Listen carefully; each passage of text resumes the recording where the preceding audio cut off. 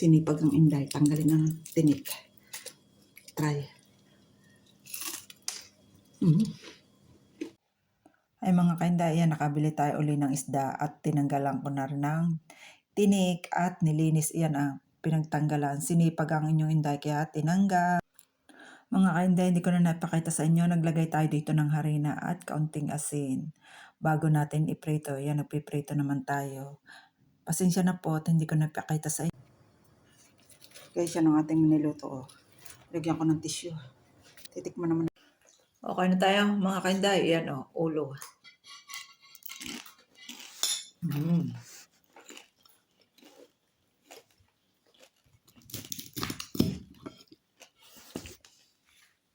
Ay, ano lang.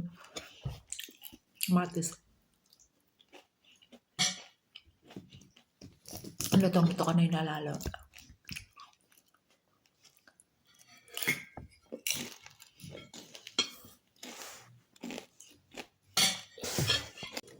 Try natin na rin ulo.